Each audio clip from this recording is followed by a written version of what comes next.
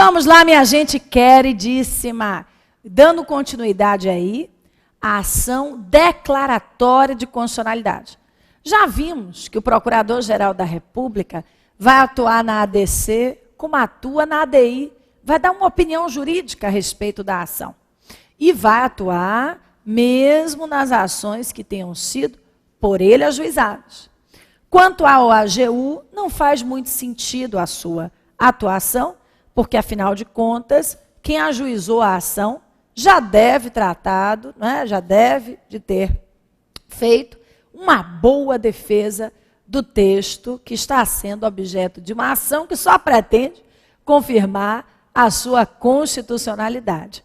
Me acompanhe, olha só. O Amicus Curiae, lembra, eu devo ter desenhado um sol na aula que eu expliquei sobre o Amicus Curiae, o amigo da corte, o amigo da boa decisão.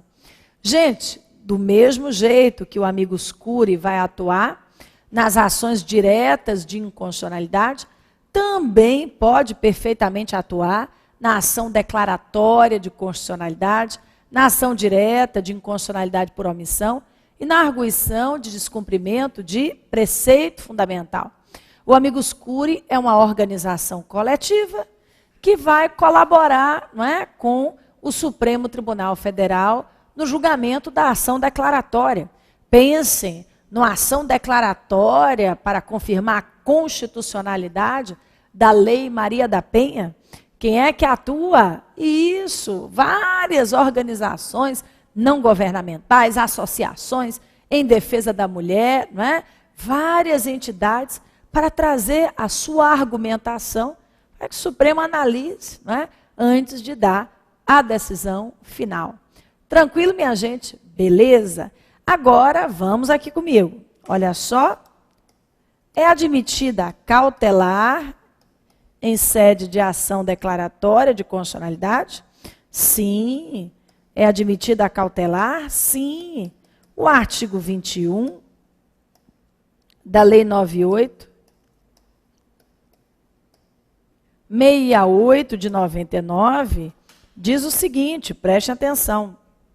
Se concedida a cautelar na ADC, o Supremo vai determinar a suspensão dos processos em curso que dependam da aplicação da lei, objeto da ação.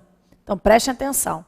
Se o Supremo der provimento a cautelar na ADC, vai determinar a suspensão dos processos em curso que dependam da aplicação da lei, objeto da ação. Como está escrito, acompanha aí no artigo 21 da Lei 9868 de 99. Mas, minha turma, se em 180 dias, a contar da concessão da cautelar, não houver a decisão final, né? Se em 180 dias, a contar da concessão da cautelar, não houver a decisão final a respeito da ação, o que vai acontecer? A cautelar cai e os juízes e tribunais poderão aplicar ou não aplicar a lei até que haja uma decisão definitiva a seu respeito. Então, me acompanhe. Olha só. Se concedida cautelar.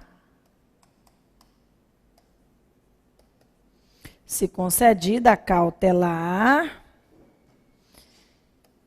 em ADC, se concedida a cautelar em ADC, o STF determinará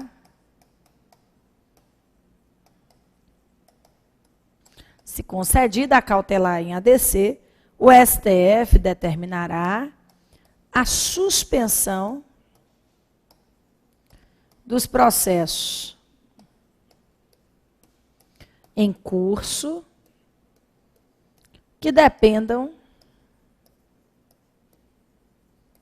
da aplicação da lei. Olha só, se concedida a cautelar em ADC, o STF determinará a suspensão dos processos em curso que dependam da aplicação da lei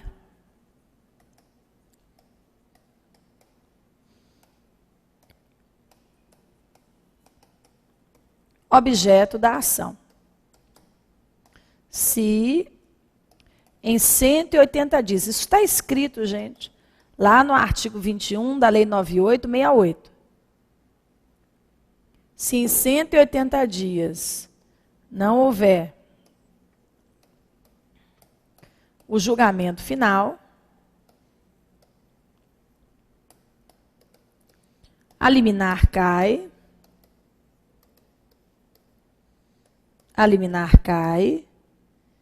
e os juízes e tribunais vão tomando notas. Olha só, se em 180 dias não houver o julgamento final, a liminar cai e os juízes e tribunais poderão aplicar ou deixar de aplicar a lei até a sua decisão final. Então, prestem bastante atenção. Vamos lá. Olha só, prestem bastante atenção. Se concedida a cautelar em ADC, vá anotando aí, isso está no artigo 21 da Lei 9868/99. Se concedida a cautelar em sede de ADC, o STF determinará a suspensão dos processos em curso que dependam da aplicação da lei objeto da ação. Se em 180 dias não houver o julgamento final,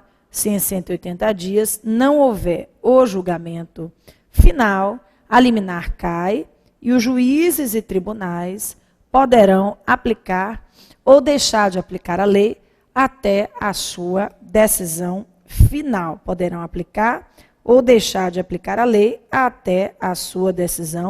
final. Gente, é o que está escrito no artigo 21 da Lei 9868 de 99. E aí me acompanhe, olha só, essa decisão cautelar, ela vai produzir efeitos erga omnes para todos, né? E também efeitos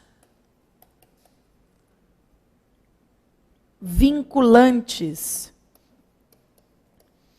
Vai produzir efeitos erga omnes e também efeitos vinculantes para, nesse caso aqui, os órgãos do poder judiciário, não é? Que tem processo em curso, que dependam da aplicação da lei, objeto da ação. Muito bem. Os efeitos da decisão definitiva, aqui nós colocamos o ponto, só um segundo, aqui nós colocamos ponto 9, cautelar, vamos colocar aqui ponto 10, efeitos da decisão final em ADC. Efeitos da decisão final em ação declaratória de constitucionalidade. Prestem bastante atenção no que vou falar. Se o Supremo confirmar que a lei é constitucional, a partir dali, todos os juízes e tribunais vão precisar aplicar a norma. O controle difuso vai ficar vinculado à decisão do Supremo. Do mesmo jeito, gente, se o Supremo declarar a inconstitucionalidade de uma lei, a partir dali, ninguém mais poderá aplicar a norma. Então, me acompanhe. Olha só, se o STF declarar a constitucionalidade,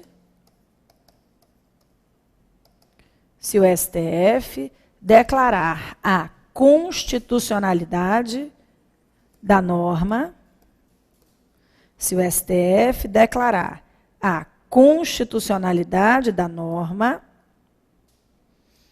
teremos o seguinte: os efeitos dessa decisão, os efeitos subjetivos, né, dessa decisão serão erga omnes, e os efeitos também serão vinculantes. Os efeitos serão vinculantes para todos os órgãos do Poder Judiciário e a administração pública. Para todos os órgãos do Poder Judiciário e a administração pública. Lembrem-se disso. Tudo bem, pessoal? Tem mais uma observação. Se o Supremo declarar que a lei é constitucional, a lei se tornou constitucional a partir daquela decisão ou sempre foi válida? Segunda alternativa.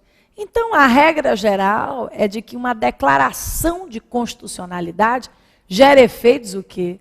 Retroativos. O Supremo só confirma o que já existia a respeito da norma desde o seu nascimento, desde o seu nascedouro. Me acompanhe. Então, minha gente, em regra geral,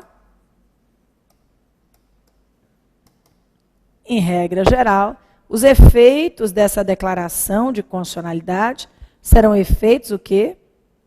Ex tunc.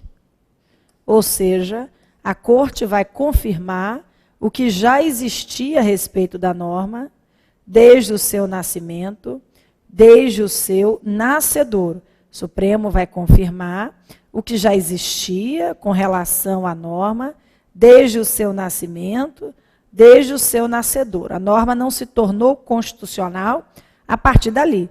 Ela sempre foi constitucional. Veja bem, antes de partirmos para o quadro comparativo da ADO, que é a ação direta de inconstitucionalidade por omissão, e do mandado de injunção, eu quero que você organize a sua mente. Vamos lá. Eu tenho uma ação que visa declarar a inconstitucionalidade da lei. Eu tenho uma ação que visa confirmar a constitucionalidade da norma. Quais são os aspectos principais que unem essas duas ações?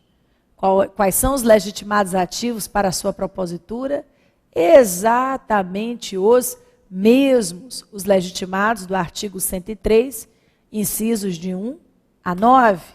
Outra questão importante, o Procurador-Geral da República vai atuar nas duas ações, não é verdade? Dando a sua opinião jurídica a respeito, justamente, a respeito daquela lei objeto da ação, seja pela inconstitucionalidade ou pela constitucionalidade da lei. As duas ações admitem a concessão da cautelar, suas decisões definitivas são irrecorríveis, não é? E geram efeitos vinculantes para todo o judiciário e administração brasileira. Mas o que uma quer é justamente o que a outra não quer. Vejam bem, a ADI quer declarar a inconstitucionalidade da norma, a ADC quer declarar a constitucionalidade da norma, e o objeto da ADI é um objeto mais extenso, mais amplo, do que o objeto da ADC. Podem ser objeto de ADI, leis ou atos normativos federais ou estaduais, violadores da Constituição. Podem ser objeto de ADC, leis ou atos normativos federais compatíveis com a Constituição. Convenhamos, tem alguma dificuldade nisso?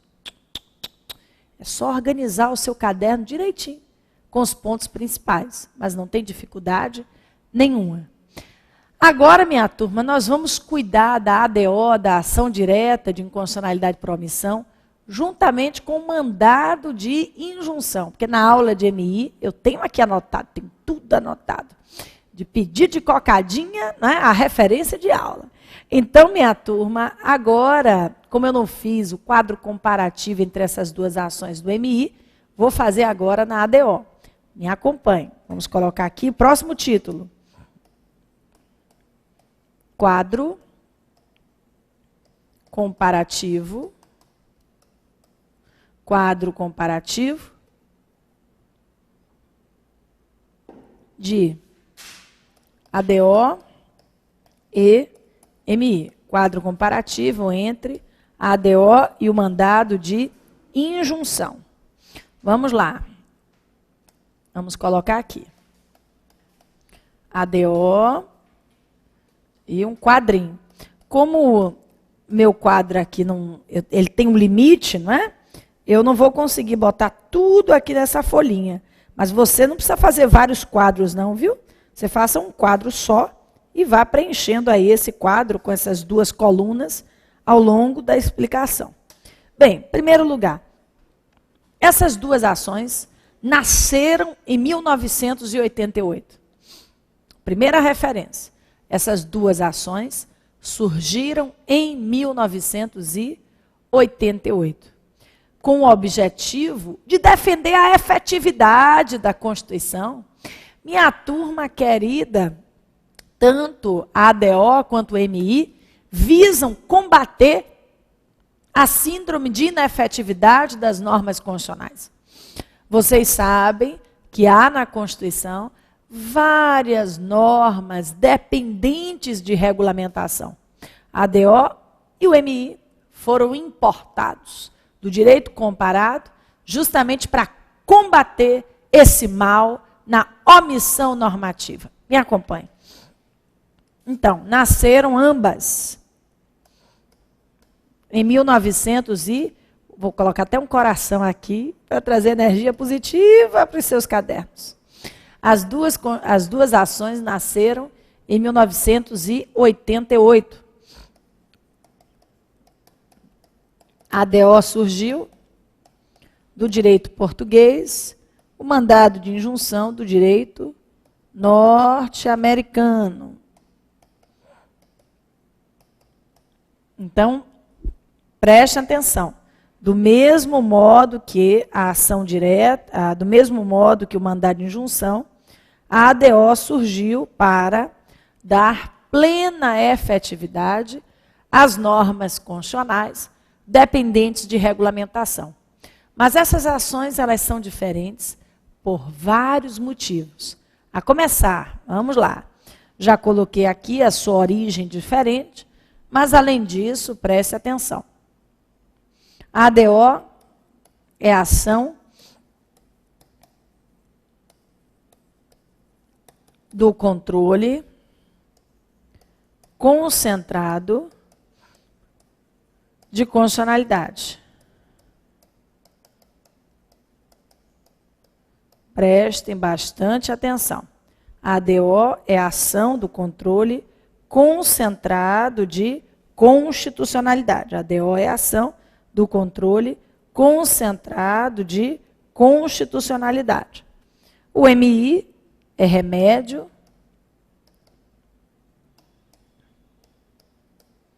constitucional. Preste atenção. A ADO é uma ação do controle concentrado de constitucionalidade. O MI é um remédio constitucional. Tem mais diferenças.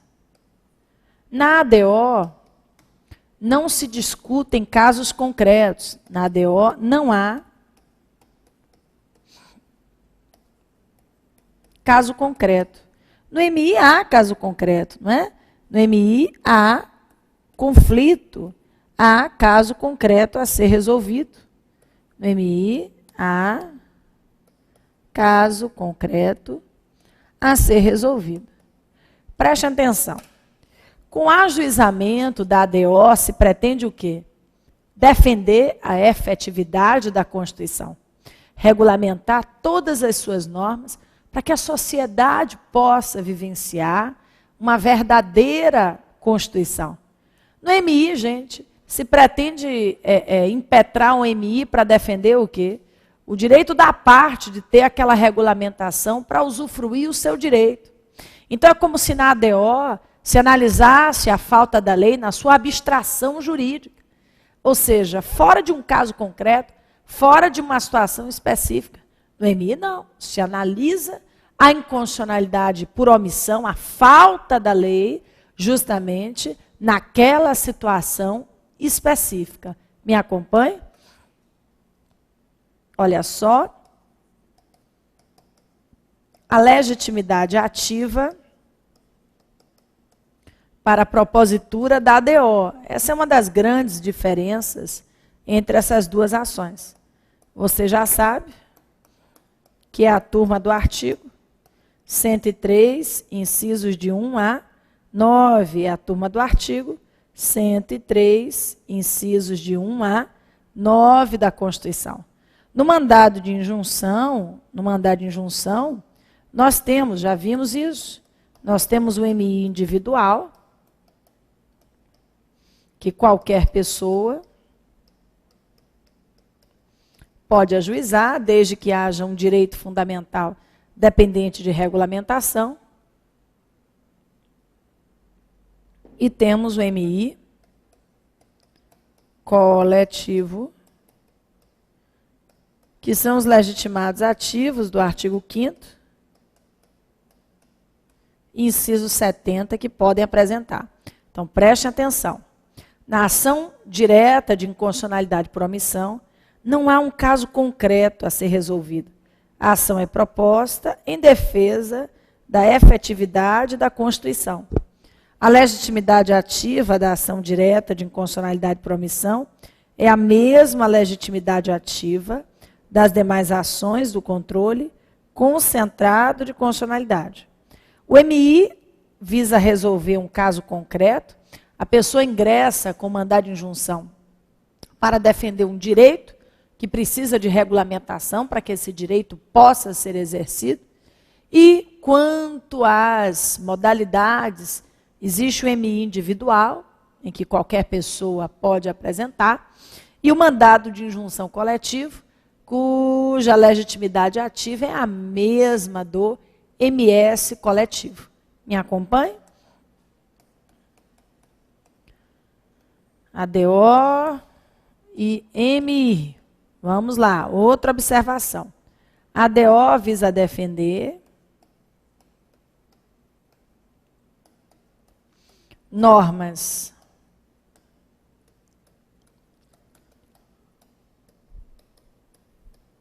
constitucionais que dependam de regulamentação.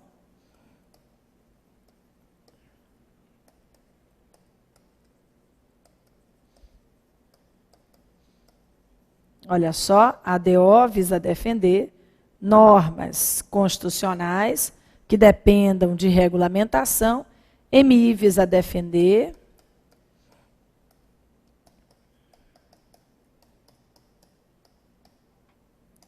direitos fundamentais dependentes de regulamentação. Olha a diferença aqui. Flávia, parece a mesma coisa. Não, mas não é. A Constituição é uma efervescência de direitos fundamentais, é uma beleza. Ela respira e inspira direitos fundamentais. Mas ela tem muito mais do que direitos fundamentais. A Constituição de 88 tem normas relativas à organização do Estado, à teoria dos poderes. O mandado de injunção é um remédio para defender direitos fundamentais. A ADO visa defender qualquer tipo de norma constitucional. Tenha essa norma, não é, relação com o direito fundamental ou não. É como se tudo que pudesse ser discutido em mandado de injunção pudesse ser discutido em ADO, mas o inverso não é verdadeiro. Vamos organizar aqui o raciocínio? Me acompanhe. Vamos falar de lacunas que podem ser discutidas por essas duas ações, para ficar mais claro. Olha só. 37, inciso 7, 40, parágrafo 4º. 37, inciso 7, 40, parágrafo 4º, tratam de direitos fundamentais, direitos sociais, greve e aposentadoria. É possível discutir, dependendo da situação, em sede de ADO ou em sede de mandado de injunção. Mas aí me acompanhe, quando a gente pega o artigo 18, parágrafo 4º, já muda bastante de figura. Se vocês abrirem esse artigo 18, parágrafo 4º, vão encontrar o quê? Vão encontrar uma norma de organização do Estado para criação regular dos municípios. É preciso uma lei complementar federal regularizando essa situação. 18, parágrafo 4º, é uma norma de eficácia limitada, dependente de regulamentação, mas não diz respeito a direito fundamental. Então, né, em face da falta dessa lei complementar do 18, parágrafo 4º, não é possível impetrar o mandado de injunção, somente uma ação direta de inconstitucionalidade por omissão.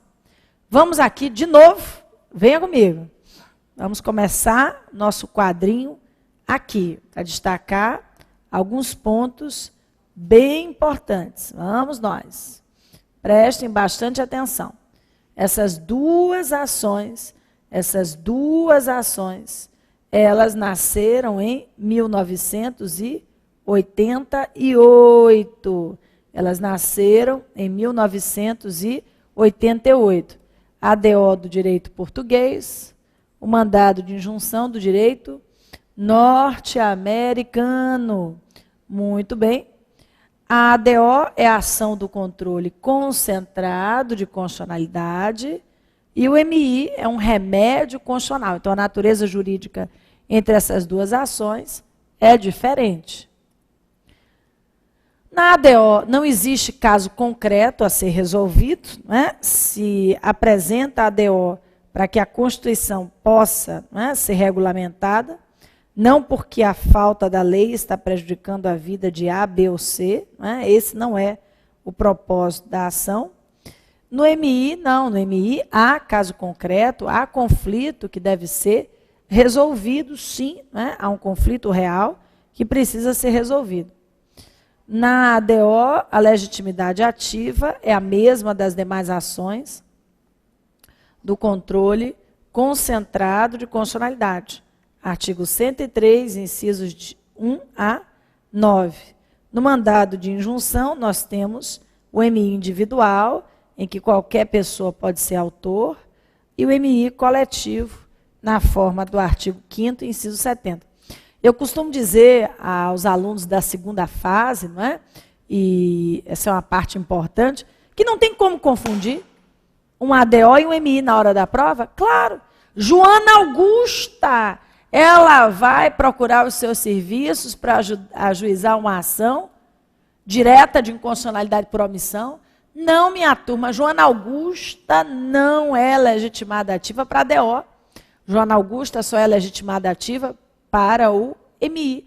São tantas diferenças que a gente não confunde jamais essas duas ações. Venham comigo.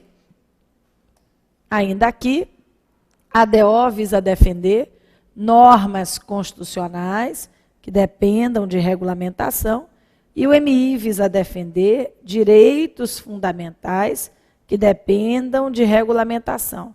E aí, minha gente, o que a gente extrai disso aqui? Tudo que pode ser discutido em sede do MI também pode ser discutido em sede de ADO. Eu citei dois exemplos. 37, inciso 7, 40, parágrafo 4º, são discutidos tanto em sede de MI quanto em ADO. Então, a gente tem 40, parágrafo 4º, 37 e inciso 7 são discutidos em MI e ADO, mas, minha gente, como a ADO só não tem apenas como foco a defesa da efetividade dos direitos fundamentais, a ADO permite, não é, análise de qualquer falta de norma constitucional. Por exemplo, o artigo 18, parágrafo 4º, pode ser questionado em sede de ADO, mas não em sede de MI. Tranquilo, minha turma queridíssima. Desmistificamos um pouco a diferença entre as duas ações. De verdade, olha só, acho pouco provável que na primeira fase venha, né, as diferenças entre a ADO e o MI. Mas essa é uma questão bacana de segunda etapa. Eu espero que tenha dado tudo certo. Na verdade, eu espero que esteja dando tudo certo desde o início, né? Que você tenha organizado o raciocínio sobre o controle de constitucionalidade, que é essa matéria tão importante no direito constitucional. No próximo bloco, eu vou trazer algumas notinhas sobre a ADO e a gente vai seguir em frente para a ADPF, Arguição de descumprimento de preceito fundamental. Até já.